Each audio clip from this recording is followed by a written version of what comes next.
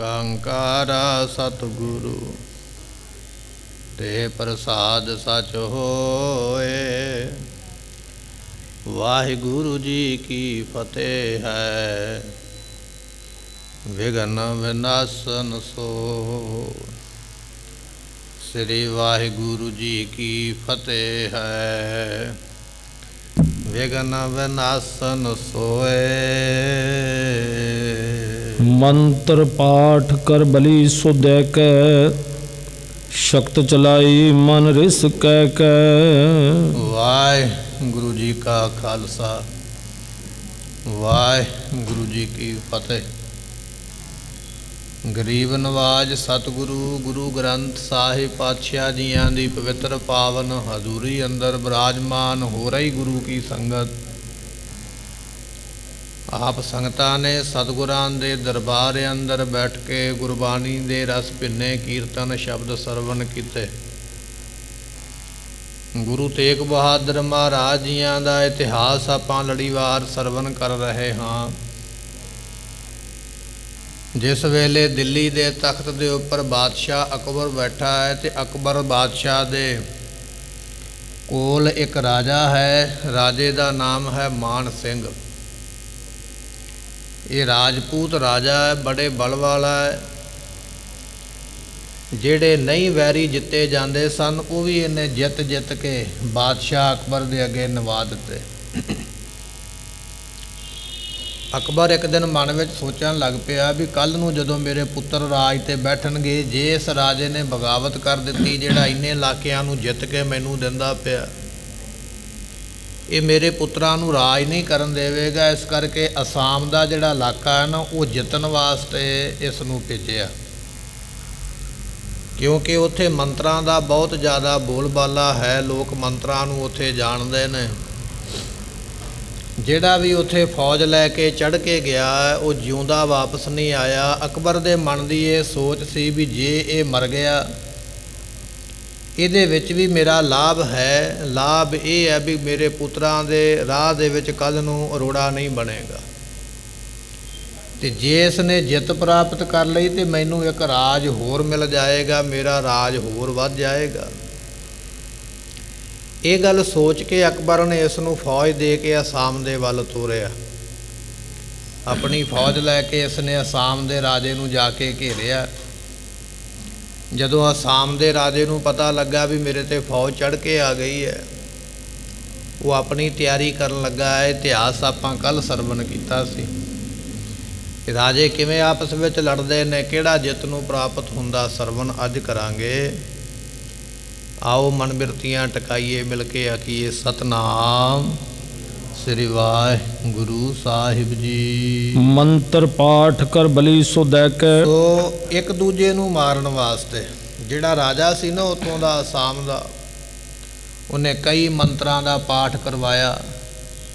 वड्डे वड्डे मंत्र पढ़न वाले जिहड़े तांत्रिक सन जां जिहड़े जग करन वाले जग पाठी सन, उन्हां दे कोलों मंत्र पढ़वा के ते फिर वो जड़ा कामख्या देवी का उत्थे मंदिर है ना, उहदे वास्ते फिर बली दिती गई किसी जीव की लिया के। जीव की बली दे के कि मैं जंग नूं करना, जंग वास्ते जाना, मेरी जित होवे। इस तरह राजे ने उत्थे बली दवाई है। शक्त चलाई मन रिस कह के। अपने मन में गुस्सा करके फिर मंत्रां दे नाल शक्ति भेजी, मंत्रां दियां शक्तियां भेजियां भी जिहड़ा दुश्मन मेरा मेरे ते चढ़ के आया, इन्हां मंत्रां दी शक्ति दे नाल वो मर जावे जां भज्जा ना करे।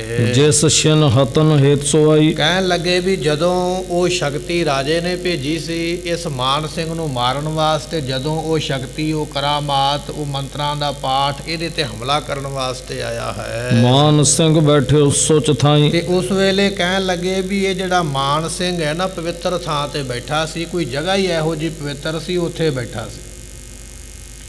ये पवित्र जगह ते बैठा होया दुश्मन राजे ने अपने वालों मंत्रां दे जोर दे नाल जां जिहड़ियां गुप्त बलावां ने उन्हां दे नाल भेजिया। उन्हां बलावां नूं भी जाओ जाके राजे नूं जां खत्म करो जां भजा दिओ। ते जदों वो बलावां वो आत्मावां मंत्रां दियां बधियां होईयां राजे मान सिंह दे कोल आईयां ते कहन लगे बड़ी पवित्र जगह ते बैठा होया है।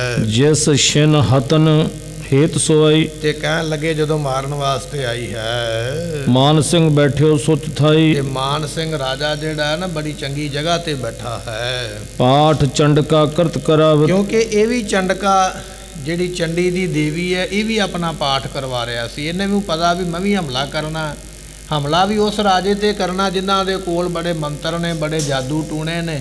ਇਹ ਵੀ ਆਪਣੇ ਨਾਲ ਕੁਝ ਵੇਦ ਪਾਠੀ ਨਾਲ ਲੈ ਕੇ ਗਿਆ ਸੀ। ਇਹ ਹਵਨ ਕਰਦਾ ਪਿਆ ਸੀ ਵੀ ਜੰਗ ਤੋਂ ਪਹਿਲਾਂ ਮੈਂ ਹਵਨ ਕਰਾਂ।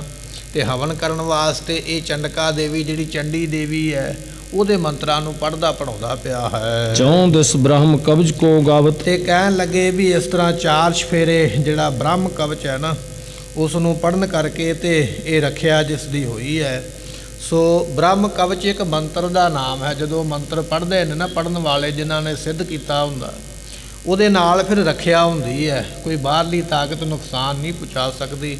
ਕਹਿਣ ਲੱਗੇ ਬ੍ਰਹਮ ਕਵਚ ਦਾ ਉਸ ਵੇਲੇ ਪਾਠ ਹੋਇਆ ਹੈ। ਜਬ ਸੋ ਸ਼ਕਤ ਸੰਘਾਰਨ ਤੇ ਆਈ। ਜਦੋਂ ਉਹ ਸ਼ਕਤੀ ਆਈ ਨਾ ਵਿਰੋਧੀ ਰਾਜੇ ਦੀ, ਦੁਸ਼ਮਣ ਰਾਜੇ ਦੀ, ਅਸਾਮ ਦੇ ਰਾਜੇ ਦੀ ਸ਼ਕਤੀ ਜਦੋਂ ਮਾਨ ਸਿੰਘ ਨੂੰ ਮਾਰਨ ਵਾਸਤੇ ਆਈ ਤੇ ਕਹਿਣ ਲੱਗੇ ਬ੍ਰਹਮ ਕਵਚ ਦੇ ਵਿੱਚ ਬੈਠਾ ਹੋਇਆ ਸੀ। ਇਹਨੇ ਵੀ ਆਪਣੇ 4 ਚਫੇਰੇ ਮੰਤਰਾਂ ਦਾ ਕਹਿਣ ਲੱਗੇ ਪਹਿਰਾ ਲਾਇਆ ਹੋਇਆ ਹੈ। ਕਰਨਾ ਸਕੀ ਬਲ ਪਿਕ ਸਿਖਲਾਈ। ਤੇ ਉਹ ਜਿਹੜੀ ਅਸਾਮ ਦੇ ਰਾਜੇ ਨੇ, ਦੁਸ਼ਮਣ ਰਾਜੇ ਨੇ ਸ਼ਕਤੀ ਭੇਜੀ ਸੀ, ਮੰਤਰ ਭੇਜੇ ਸਨ, ਬਲਾਵਾਂ ਭੇਜੀਆਂ ਸਨ, ਉਹ ਮਾਨ ਸਿੰਘ ਦਾ ਕੁਝ ਵਿਗਾੜ ਨਹੀਂ ਸਕੀਆਂ। ਕਿਉਂਕਿ ਉਹ ਪਹਿਲਾਂ ਹੀ ਚੰਡੀ ਦੇਵੀ ਦੇ ਮੰਤਰ ਪੜ੍ਹਦਾ ਪਿਆ ਸੀ, ਹਵਨ ਕਰਦਾ ਪਿਆ ਸੀ, ਜੱਗ ਕਰਦਾ ਪਿਆ ਤੇ ਬ੍ਰਹਮ ਕਵਚ ਦੇ ਨਾਲ ਉਹਨੇ ਆਪਣੇ ਆਪ ਨੂੰ ਚੰਗੀ ਤਰ੍ਹਾਂ ਪੱਕਿਆਂ ਕੀਤਾ ਹੋਇਆ। ਇਸ ਕਰਕੇ ਇਸ ਦਾ ਕੁਝ ਵਿਗਾੜ ਨਹੀਂ ਸਕੀ ਹੈ। ਦੇ ਕਰ ਹਾਥ ਕਾਲਕਾ ਰੱਖਿਓ। ਕਾਲਕਾ ਜਿਹੜੀ ਦੇਵੀ ਹੈ ਹਿੰਦੂ ਮਤ ਦੇ ਵਿੱਚ 33 ਕਰੋੜ ਦੇਵੀ ਦੇਵਤਾ ਹੈ। ਉਹਨਾਂ ਦੇ ਵਿੱਚ ਇੱਕ ਕਾਲਕਾ ਨਾਮ ਦੀ ਦੇਵੀ ਹੈ ਜਿਸ ਨੂੰ ਚੰਡੀ ਕਿਹਾ ਜਾਂਦਾ, ਚੰਡਕਾ ਕਿਹਾ ਜਾਂਦਾ। ਕਹਿਣ ਲੱਗੇ ਉਸ ਦੇਵੀ ਨੇ ਇਸ ਰਾਜੇ ਨੂੰ ਹੱਥ ਦੇ ਕੇ ਰੱਖਿਆ ਹੈ। ਉਤੋਂ ਧਿਆਨ ਦੇ ਵੀ ਅਵਲਾਖਿਓ। ਕਿਉਂਕਿ ਉਸ ਵੇਲੇ ਦੇਵੀ ਦੇ ਧਿਆਨ ਵਿੱਚ ਬੈਠਾ ਹੋਇਆ ਇੱਛਾ ਦੇ ਅਨੁਸਾਰ। ਬਲ ਦਲ ਕੋ ਕਰਕੇ ਨਿਰਪਮਾਨ। ਤੇ ਉਸ ਵੇਲੇ ਇਹ ਜਿਹੜਾ ਮਾਨ ਸਿੰਘ ਰਾਜਾ ਨਾ ਆਪਣੇ ਫੌਜ ਦੇ ਬਲ ਦੇ ਨਾਲ, ਜ਼ੋਰ ਦੇ ਨਾਲ ਚਹਿਤ ਵਿਜੈ ਕਰਵੋ ਤਿਸ ਥਾਨ। ਇਹ ਜਿੱਤ ਪ੍ਰਾਪਤ ਕਰਨੀ ਚਾਹੁੰਦਾ ਹੈ। ਆਪਣੇ ਵਾਲੇ ਪਾਸੇ ਮੰਤਰ ਪੜ੍ਹਦਾ ਪਿਆ, ਚੰਡੀ ਦੇ ਜਾਪ ਕਰਦਾ ਪਿਆ ਵੀ ਮੇਰੇ ਕੋਲ ਫੌਜ ਬੜੀ ਵੱਡੀ ਅਕਬਰ ਨੇ ਮੈਨੂੰ ਦੇ ਕੇ ਤੋਰੀ ਹੈ ਤੇ ਮੈਂ ਜਿੱਤ ਪ੍ਰਾਪਤ ਕਰਨੀ ਹੈ।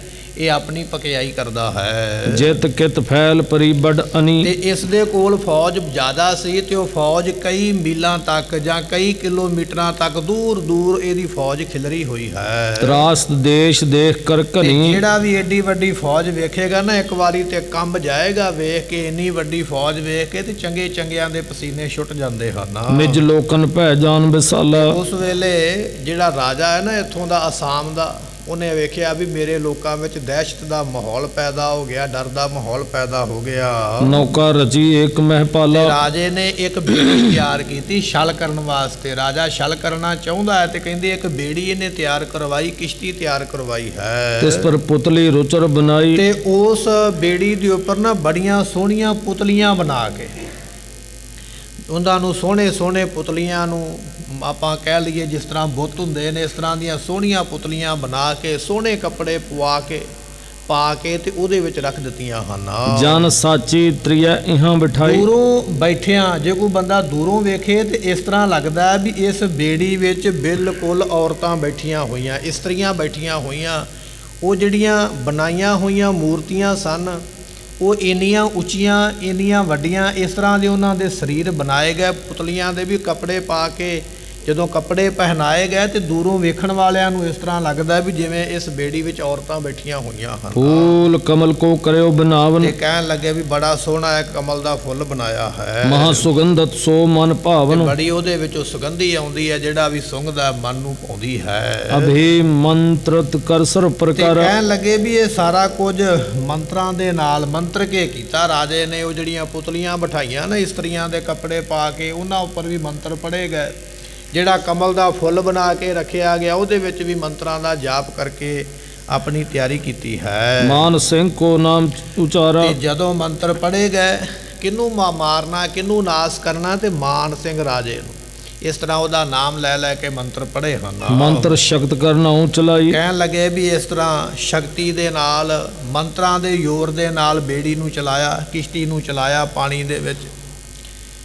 ਉਸ ਕਿਸ਼ਤੀ ਦੇ ਵਿੱਚ ਪੁਤਲੀਆਂ ਬਣਾਈਆਂ ਹੋਈਆਂ, ਪੁਤਲੀਆਂ ਨੂੰ ਕੱਪੜੇ ਪਾਏ ਹੋਏ। ਦੂਰੋਂ ਵੇਖਣ ਨੂੰ ਲੱਗਦਾ ਵੀ ਇਹਦੇ ਵਿੱਚ ਔਰਤਾਂ ਬੈਠੀਆਂ ਹੋਈਆਂ ਨੇ। ਪਰ ਉਹ ਹਨ ਪੁਤਲੀਆਂ ਮੰਤਰ ਪੜ੍ਹ ਕੇ ਮਾਨ ਸਿੰਘ ਰਾਜੇ ਨੂੰ ਮਾਰਨ ਵਾਸਤੇ ਭੇਜੀਆਂ ਹਨ। ਸਨੇ ਸਨੇ ਸੋ ਚੱਲ ਕਰ ਆਈ। ਹੌਲੀ ਹੌਲੀ ਉਹ ਬੇੜੀ ਜਿਹੜੀ ਹੈ ਨਾ ਮੰਤਰਾਂ ਦੇ ਜ਼ੋਰ ਦੇ ਨਾਲ, ਮੰਤਰਾਂ ਦੇ ਬਲ ਦੇ ਨਾਲ ਚੱਲ ਕੇ ਉਸ ਪਾਸੇ ਨੂੰ ਤੁਰੀ ਆਉਂਦੀ ਹੈ ਜਿਸ ਪਾਸੇ ਮਾਨ ਸਿੰਘ ਰਾਜਾ ਬੈਠਾ ਹੈ। ਤਟ ਪਰ ਮਾਨ ਸਿੰਘ ਕੋ ਡੇਰਾ। ਤੇ ਕਹਿਣ ਲੱਗੇ ਵੀ ਦਰਿਆ ਦੇ ਕੰਢੇ ਤੇ, ਨਦੀ ਦੇ ਕੰਢੇ ਤੇ ਮਾਨ ਸਿੰਘ ਰਾਜਾ ਜਿਹੜਾ ਨਾ ਆਪਣੀ ਫੌਜ ਦੇ ਨਾਲ ਡੇਰਾ ਲਾ ਕੇ ਉੱਥੇ ਬੈਠਾ ਹੋਇਆ।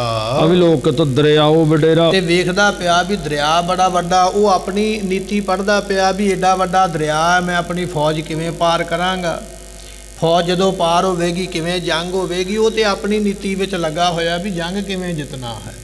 ਹੁਣ ਮਾਨ ਸਿੰਘ ਰਾਜਾ ਦਰਿਆ ਵੱਲ ਵੇਖਦਾ ਪਿਆ ਸੀ, ਫੌਜ ਪਾਰ ਕਰਾਉਣੀ ਹੈ।